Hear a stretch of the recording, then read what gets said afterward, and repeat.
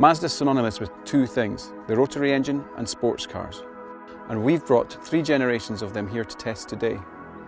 Mazda's made over 2 million rotary engine cars, and over 850,000 of them have been this, the RX-7.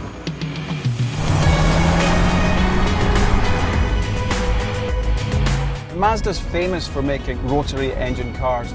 This one, the FB, the original RX-7, sold in huge numbers.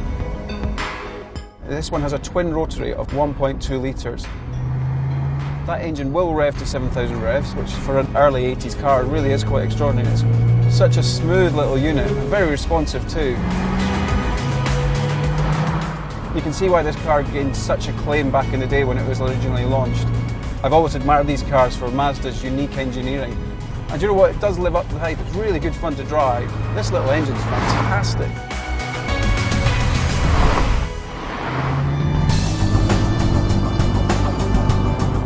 This is the FC car. The second series of car was available as a coupe and a convertible.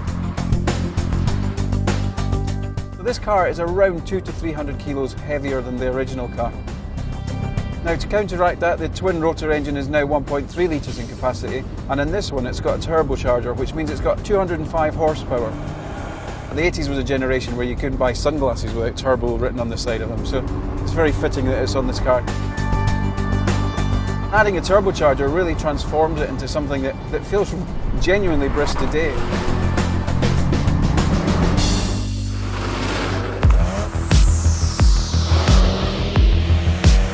For many people, the RX-7 that they recognise is this one. This is the Generation 3 or the FD car. This is a car that's famous because it's been in things like Fast and the Furious, and if you grew up with a PlayStation, you'll be very aware of this car and you'll have driven it around various circuits around the world on your television.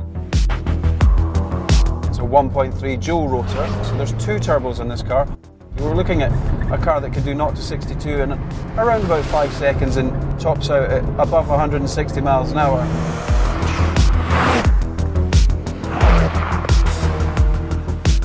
It's quite eye-opening how impressive the performance is. It just looks wonderful. It's a real privilege to drive.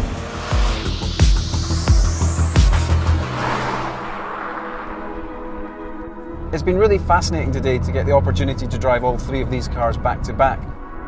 Mazda's always been a company that's very much defined by its engineering, and these 3 cars demonstrate that beautifully.